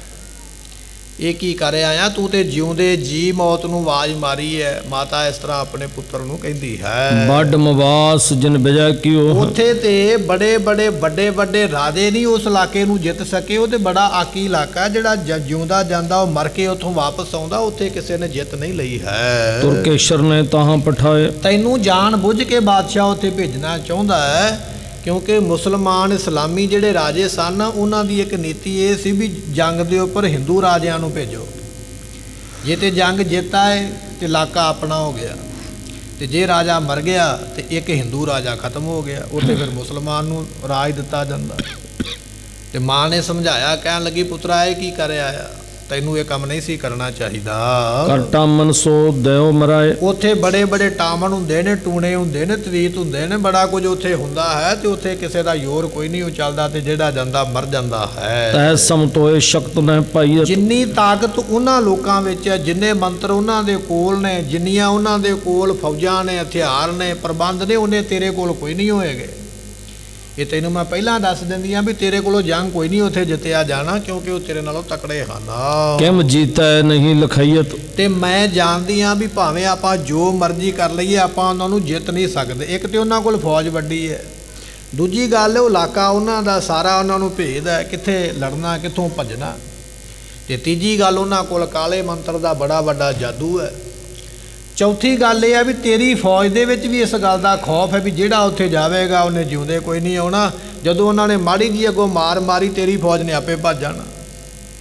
ਇੱਥੋਂ ਇਹ ਪਤਾ ਲੱਗਦਾ ਵੀ ਤੇਰੀ ਫੌਜ ਕਦੇ ਜਿੱਤ ਨਹੀਂ ਸਕਦੀ ਹੈ। ਸ਼ੋਕ ਵਿਸਾਲ ਜੋਧਪੁਰ ਹੋਵਾ, ਕਹਿੰਦੇ ਵੀ ਇਸ ਤਰ੍ਹਾਂ ਜੈਪੁਰ ਦੇ ਵਿੱਚ ਬਹੁਤ ਜ਼ਿਆਦਾ ਸ਼ੋਕ ਹੋਇਆ, ਬਹੁਤ ਜ਼ਿਆਦਾ ਰੋਣ ਕਰਲਾਉਣ ਹੋਇਆ ਹੈ। ਬਿਸ਼ਨ ਸਿੰਘ ਜਨਮ ਮਿਤ ਹੀ ਹੋਵਾ, ਇਹ ਇਸ ਤਰ੍ਹਾਂ ਰੋਂਦੇ ਪਏ ਨੇ, ਮੰਨ ਲਓ ਵੀ ਜਿਵੇਂ ਰਾਜੇ ਨੂੰ ਜਿਉਂਦੇ ਜਾਗਦੇ ਨੂੰ ਮਰਿਆ ਹੀ ਸਮਝ ਲਿਆ। ਬਸ ਵੇਂਦੇ ਪਏ ਵੀ ਆ 2-4 ਦਿਨ ਦਾ ਹੀ ਹੈ ਸਰੀਰ ਤੇਰਾ, ਜਿੱਦਣ ਤੂੰ ਚਲੇ ਗਿਆ ਨਾ ਸ਼ਾਮ, ਉਦੋਂ ਤੂੰ ਮੰਜੇ ਤੇ ਡਿੱਗ ਕੇ ਇੱਥੇ ਆਵੇਂਗਾ। ਜਿਉਂਦੇ ਰਾਜੇ ਨੂੰ ਰੋਂਦੇ ਪਏ, ਮੰਨ ਲਓ ਜਿਵੇਂ ਇਹਨਾਂ ਨੇ ਉਸ ਨੂੰ ਮਰਿਆ ਹੀ ਵੇਖ ਲਿਆ ਹੋਵੇ। ਜੀਵਨ ਯਤਨ ਨ ਪਾਵਤ ਸੋ, ਹੁਣ ਕੋਈ ਵੀ ਯਤਨ ਨਹੀਂ ਹੈ ਵੀ ਇਹਨੂੰ ਕਿਵੇਂ ਜਿਉਂਦਾ ਕਰ ਸਕੀਏ। ਭਏ ਸੋਚ ਵਸਤਾ ਸਭ ਕੋ, ਇਸ ਤਰ੍ਹਾਂ ਕਹਿਣ ਲੱਗੇ ਵੀ ਸਾਰੇ ਸ਼ੋਕ ਦੇ ਵਿੱਚ, ਚਿੰਤਾ ਦੇ ਵਿੱਚ, ਫਿਕਰ ਦੇ ਵਿੱਚ ਰੋਂਦੇ ਪੈ। ਰੋਟੀ ਪਾਣੀ ਚੰਗਾ ਨਹੀਂ ਲੱਗਦਾ, ਚੁੱਲ੍ਹੇ ਠੰਡੇ ਹੋ ਗਏ ਰਾਜੇ ਦੇ। ਇਸ ਤਰ੍ਹਾਂ ਦਾ ਦੁੱਖ ਆਣ ਬਣਿਆ ਵੀ ਇਹਨੇ ਉੱਥੇ ਮਰ ਜਾਣਾ ਹੈ। ਖਾਨ ਪਾਨ ਮਨ ਤੇ ਵਿਸਰਾਏ, ਸਾਰਿਆਂ ਨੂੰ ਖਾਣਾ ਪੀਣਾ ਭੁੱਲ ਗਿਆ, ਭੁੱਖ ਪਿਆਸ ਉਸੇ ਵੇਲੇ ਲੈ ਗਈ, ਕਿਸੇ ਨੂੰ ਕੋਈ ਚੰਗਾ ਨਹੀਂ ਲੱਗਦਾ ਹੈ। ਸ਼ੋਕ ਚਿੰਤੇ ਚਿਤ ਬਿਕਲਾਏ, ਇਸ ਤਰ੍ਹਾਂ ਸੋਕ ਦੇ ਵਿੱਚ, ਚਿੰਤਾ ਦੇ ਵਿੱਚ ਚਿੱਤ ਇਹਨਾਂ ਦੇ ਵਿਆਕੁਲ ਹੋ ਗਿਆ, ਦੁਖੀ ਹੋ ਗਏ। ਇਹ ਸਾਡਾ ਰਾਜਾ ਕੀ ਕਰ ਆਇਆ, ਇਹ ਤੇ ਮੌਤ ਨੂੰ ਆਵਾਜ਼ ਮਾਰ ਆਇਆ। ਬੜੇ ਫਿਕਰਾਂ ਵਿੱਚ ਹੋਏ ਹਨ। ਬਿਸ਼ਨ ਸਿੰਘ ਕੀ ਇੱਕ ਪਟਰਾਨੀ, ਕਹਿਣ ਲੱਗੇ ਵੀ ਇਹ ਜਦੋਂ ਰੋਂਦੇ ਪਏ ਸਨ ਤੇ ਇਸ ਰਾਮ ਸਿੰਘ ਰਾਜੇ ਦੀਆਂ ਕਈ ਰਾਣੀਆਂ ਸਨ, ਤੇ ਉਹਨਾਂ ਰਾਣੀਆਂ ਵਿੱਚ ਇੱਕ ਪਟਰਾਣੀ ਹੈ। ਪਟਰਾਣੀ ਉਹਨੂੰ ਕਿਹਾ ਜਾਂਦਾ ਹੈ ਜਿਹੜੀ ਜਿਸ ਰਾਣੀ ਨੂੰ ਰਾਜਾ ਸਭ ਤੋਂ ਪਹਿਲਾਂ ਵਿਆਹ ਕੇ ਲਿਆਉਂਦਾ, ਜਿਸ ਦੇ ਪੁੱਤਰ ਨੂੰ ਅੱਗੇ ਤਖਤ ਮਿਲਦਾ, ਉਹਨੂੰ ਪਟਰਾਣੀ ਆਖਿਆ ਜਾਂਦਾ, ਬਾਕੀਆਂ ਨੂੰ ਰਾਣੀਆਂ ਆਖਿਆ ਜਾਂਦਾ। ਜਿਹੜੀ ਇਸ ਰਾਜੇ ਦੀ ਪਟਰਾਣੀ ਸੀ ਨਾ ਇੱਕ, ਜਦੋਂ ਉਹਨੂੰ ਪਤਾ ਲੱਗਾ ਤੇ ਕਹਿਣ ਲੱਗੇ ਫਿਰ ਕੁਛ ਗੁਰ ਮਹਿਮਾ ਕੋ ਤਨ ਜਾਣੀ। ਇਹ ਜਿਹੜੀ ਪਟਰਾਣੀ ਹੈ ਨਾ ਗੁਰੂ ਦੀ ਮਹਿਮਾ ਨੂੰ ਜਾਣਦੀ ਸੀ। ਇਹਨੇ ਸੁਣਿਆ ਸੀ ਕਿਸੇ ਦੇ ਕੋਲੋਂ ਵੀ ਗੁਰੂ ਨਾਨਕ ਸਾਹਿਬ ਪਾਤਸ਼ਾਹ ਉੱਥੇ ਗਏ ਰਹੇ ਨੇ ਤੇ ਹੋਰ ਵੀ ਗੁਰੂ ਸਾਹਿਬਾਂ ਨੇ ਬੜੀ ਕਿਰਪਾ ਕੀਤੀ ਹੈ। ਗੁਰੂ ਘਰ ਬੜਾ ਦਇਆਵਾਨ ਹੈ, ਬੜਾ ਸ਼ਕਤੀ ਵਾਲਾ ਹੈ, ਇੱਥੋਂ ਕੁਝ ਨਹੀਂ ਕਿਸੇ ਦਾ ਨੁਕਸਾਨ ਹੋ ਸਕਦਾ। ਇਹ ਰਾਣੀ ਨੇ ਸੁਣਿਆ ਹੋਇਆ ਸੀ ਵੀ ਗੁਰੂ ਘਰ ਇਸ ਵੇਲੇ ਸਾਡੀ ਬਾਹ ਫੜ ਸਕਦਾ ਹੈ। ਨਿਜ ਨੈ ਹਰ ਕੇ ਬਾਸ ਕਰੰਤੀ। ਇਹ ਕਹਿਣ ਲੱਗੇ ਜਦੋਂ ਇਹ ਆਪਣੇ ਪੇਕੇ ਰਹਿੰਦੀ ਸੀ ਨਾ ਮਾਪਿਆਂ ਦੇ ਘਰ, ਤੇ ਇਹਦੇ ਪੇਕੇ ਗੁਰੂ ਘਰ ਦੇ ਨਾਲ ਸੰਬੰਧ ਰੱਖਦੇ ਸਨ ਜਾਂ ਉਹਨਾਂ ਦੇ ਆਂਢੀ ਗੁਆਂਢੀ ਸੰਬੰਧ ਰੱਖਦੇ ਹੋਣਗੇ। ਇਸ ਕਰਕੇ ਇਹਨੇ ਪੇਕੇ ਘਰ ਇਹ ਗੱਲ ਸੁਣੀ ਸੀ ਵੀ ਜਿਹਨੂੰ ਕੋਈ ਨਹੀਂ ਝੱਲੇਗਾ ਉਹਨੂੰ ਗੁਰੂ ਝੱਲਦਾ ਹੈ, ਜਿਹਦੀ ਕੋਈ ਨਹੀਂ ਬਾਹ ਫੜੇਗਾ ਉਹਦੀ ਬਾਹ ਗੁਰੂ ਫੜਦਾ। ਇਹਨੇ ਛੋਟੇ ਹੁੰਦਿਆਂ ਆਪਣੇ ਪੇਕਿਆਂ ਦੇ ਘਰ ਵਿੱਚ ਇਹ ਗੱਲ ਸੁਣੀ ਹੋਈ ਹੈ। ਤਹਾਂ ਰਹਤੇ ਸਕਲ ਸੁਨਤੀ। ਇਹ ਸਾਰੀਆਂ ਗੱਲਾਂ ਸੁਣਦੀ ਸੀ ਜਦੋਂ ਬਚਪਨ ਦੇ ਵਿੱਚ ਆਪਣੇ ਘਰ ਰਹਿੰਦੀ ਹੈ। ਸ੍ਰੀ ਹਰਗੋਬਿੰਦ ਦੁਰਗ ਮਜ਼ਾਰੇ। ਉਸ ਵੇਲੇ ਇਸਨੇ ਸੁਣਿਆ ਸੀ ਛੋਟੇ ਹੁੰਦਿਆਂ ਵੀ ਗੁਰੂ ਹਰਗੋਬਿੰਦ ਪਾਤਸ਼ਾਹ ਮਹਾਰਾਜ ਜੀਆਂ ਨੂੰ ਬਾਦਸ਼ਾਹ ਜਹਾਂਗੀਰ ਨੇ ਜਿਹੜਾ ਗਵਾਲੀਅਰ ਦਾ ਕਿਲਾ ਉਹਦੇ ਵਿੱਚ ਡੱਕਿਆ ਸੀ। ਇਸਨੇ ਛੋਟੇ ਹੁੰਦਿਆਂ ਇਹ ਗੱਲ ਸੁਣੀ ਹੈ। ਨਿਰਪਤ 52 ਵਹਿਰ ਨਿਕਾਰੇ। ਇਸਨੇ ਸੁਣਿਆ ਸੀ ਵੀ ਜਦੋਂ ਮਹਾਰਾਜ ਨੂੰ ਬਾਹਰ ਕੱਢਣ ਦਾ ਸਮਾਂ ਆਇਆ ਨਾ ਤੇ ਉਸ ਵੇਲੇ ਮਹਾਰਾਜ ਨੇ ਸ਼ਰਤ ਰੱਖੀ ਸੀ ਜਹਾਂਗੀਰ ਦੇ ਅੱਗੇ, ਅਸੀਂ ਕਿਲੇ ਵਿੱਚੋਂ ਬਾਹਰ ਤਾਂ ਜਾਵਾਂਗੇ 52 ਰਾਜੇ ਜਿਹੜੇ ਕੈਦ ਕੀਤੇ ਤੈਨੂੰ ਛੱਡਣੇ ਪੈਣਗੇ। ਤੇ ਬਾਦਸ਼ਾਹ ਦੇ ਕੋਲ ਹੋਰ ਦੂਜਾ ਕੋਈ ਵਿਕਲਪ ਹੀ ਨਹੀਂ ਸੀ ਵੀ ਕਹਿ ਸਕਦਾ, ਬਹਾਨਾ ਲਾ ਸਕਦਾ। ਬਾਦਸ਼ਾਹ ਨੂੰ ਗੁਰੂ ਹਰਗੋਬਿੰਦ ਪਾਤਸ਼ਾਹ ਦੇ ਨਾਲ ਉਹ 52 ਰਾਜੇ ਛੱਡਣੇ ਪਏ। ਇਹ ਸਾਰੀਆਂ ਗੱਲਾਂ ਜਿਹੜੀਆਂ ਨੇ ਰਾਣੀ ਜਾਣਦੀ ਸੀ ਆਪਣੇ ਪੇਕੇ ਘਰ ਦੇ ਵਿੱਚ ਵੀ ਗੁਰੂ ਹਰਗੋਬਿੰਦ ਪਾਤਸ਼ਾਹ ਨੇ ਇਸ ਤਰ੍ਹਾਂ ਰਾਜੇ ਛਡਵਾਏ ਸਨ। ਮਰਨ ਪਰਜੰਤ ਕੈਦ ਜਿਨ ਕੇਰੀ। ਇਹਨਾਂ ਰਾਜਿਆਂ ਨੂੰ ਕੈਦ ਪਤਾ ਕਿੰਨੀ ਹੋਈ ਸੀ?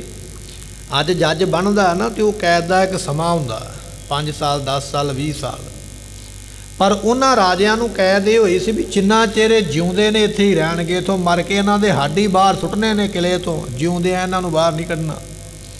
ਮਰਨ ਤੱਕ ਉਹਨਾਂ ਨੂੰ ਸਜ਼ਾ ਸੀ ਗਵਾਲੀਅਰ ਦੇ ਰਾਜਿਆਂ ਨੂੰ ਜਿਹੜੇ ਕਿਲੇ ਵਿੱਚ ਕੈਦ ਕੀਤੇ ਹਨ। ਸਰਬ ਛੁਟਾਏ ਦੀਨ ਤਿਸ ਬੇਰੀ। ਤੇ ਗੁਰੂ ਪਾਤਸ਼ਾਹ ਨੇ ਸਾਰੇ ਛੁਡਾ ਦਿੱਤੇ ਸਨ, ਜਿਉਂਦੇ ਜਾਗਦੇ ਬਾਹਰ ਕੱਢ ਲਏ ਸਨ ਗਵਾਲੀਅਰ ਕਿਲੇ ਵਿੱਚੋਂ। ਤਬ ਕੀ ਸ੍ਰੀ ਗੁਰ ਮਹਿਮਾ ਪੂਤ। ਇਸ ਕਰਕੇ ਗੁਰੂ ਪਾਤਸ਼ਾਹ ਦੀ ਜਿਹੜੀ ਮਹਿਮਾ ਬੜੀ ਪਵਿੱਤਰ ਹੈ। ਇਹ ਰਾਣੀ ਰਾਜੇ ਦੀ ਪਟਰਾਣੀ ਜਿਹੜੀ ਹੈ ਨਾ ਜਾਣਦੀ ਹੈ ਮਹਾਰਾਜ ਦੇ ਘਰ ਦੀ ਵਡਿਆਈ। ਅਸਰੀ ਬਹੁਤ ਦੇਸ਼ ਰਜਪੂਤ। ਤੇ ਰਾਜਪੂਤਾਂ ਦੇ ਦੇਸ਼ਾਂ ਵਿੱਚ ਇਹ ਗੱਲ ਬੜੀ ਫੈਲ ਗਈ ਕਿਉਂਕਿ ਉਹ ਰਾਜੇ ਸਾਰੇ ਹੀ ਰਾਜਪੂਤ ਸਨ। ਹਿੰਦੂ ਰਾਜੇ ਉਹਨੇ ਕੈਦ ਕੀਤੇ ਸਨ ਜਿਹੜੇ ਨਹੀਂ ਸਨ ਨਾ ਉਹਦਾ ਕਹਿਣਾ ਮੰਨਦੇ ਬਾਦਸ਼ਾਹ ਦਾ। ਹੁਣ ਮੁਸਲਮਾਨ ਜੇ ਰਾਜਾ ਹੋਵੇਗਾ ਤੇ ਬਾਕੀ ਮੁਸਲਮਾਨ ਰਾਜੇ ਤੇ ਉਹਦਾ ਹੁਕਮ ਮੰਨਣਗੇ ਨਾ ਵੀ ਸਾਡੇ ਧਰਮ ਦਾ ਰਾਜਾ। ਪਰ ਆਕੀ ਹੋਏ ਸਨ ਰਾਜਪੂਤ ਰਾਜੇ ਜਿਹੜੇ ਹਿੰਦੂ ਸਨ, ਉਹ ਸਾਰੇ ਉਹਨੇ ਕੈਦ ਕੀਤੇ ਤੇ ਬਾਦਸ਼ਾਹ ਨੇ ਹੁਕਮ ਕੀਤਾ ਵੀ ਜਿੰਨਾ ਚਿਰ ਜਿਉਂਦੇ ਨੇ ਇੱਥੇ ਹੀ ਰਹਿਣਗੇ, ਜਦੋਂ ਮਰ ਜਾਣਗੇ ਉਦੋਂ ਹੱਡ ਚੁੱਕ ਕੇ ਉਹਨਾਂ ਦੇ ਬਾਹਰ ਸੁੱਟ ਦਿਓ, ਸਰੀਰ ਚੁੱਕ ਕੇ ਕਿਲੇ ਤੋਂ ਬਾਹਰ ਮਾਰਿਓ। ਤੇ ਜਦੋਂ ਉਹ ਸਾਰੇ ਰਾਜੇ ਬਚ ਗਏ, ਉਹਨਾਂ ਦੇ ਨਾਲ 7000 ਬੰਦਾ ਉਹ ਉੱਥੇ ਕੈਦ ਸੀਗਾ ਜਿਹੜਾ ਲੁੱਟਾਂ ਖੋਹਾਂ ਕਰਦਾ ਸੀ ਜਾਂ ਆਪਣੇ ਆਪ ਨੂੰ ਬਾਗੀ ਕਹਿੰਦੇ ਸਨ ਵੀ ਅਸੀਂ ਬਗਾਵਤ ਕਰਦੇ ਹਾਂ, ਬਾਦਸ਼ਾਹ ਨੂੰ ਚੁਣੌਤੀ ਦਿੰਦੇ ਸਨ। ਇਸ ਤਰ੍ਹਾਂ ਦੇ 7000 ਬੰਦੇ ਨੂੰ ਵੀ ਉੱਥੇ ਕਿਲੇ ਵਿੱਚ ਕੈਦ ਕੀਤਾ ਹੋਇਆ। ਗੁਰੂ ਪਾਤਸ਼ਾਹ ਨੇ ਜਿੱਥੇ ਰਾਜੇ ਛਡਵਾਏ ਉੱਥੇ ਉਹ ਜਿਹੜੇ ਬਾਗੀ ਸਨ ਸਰਕਾਰ ਦੇ ਉਹ ਵੀ ਛਡਵਾਏ। ਤੇ ਜਿਹੜੇ ਇਲਾਕਿਆਂ ਵਿੱਚ ਗਏ ਉਹਨਾਂ ਨੇ ਜਾ ਕੇ ਗੁਰੂ ਹਰਗੋਬਿੰਦ ਪਾਤਸ਼ਾਹ ਦੀ ਵਡਿਆਈ ਕੀਤੀ ਵੀ ਸਾਨੂੰ ਮਹਾਰਾਜ ਨੇ ਜੀਵਨ ਦਾਨ ਦਿੱਤਾ ਹੈ।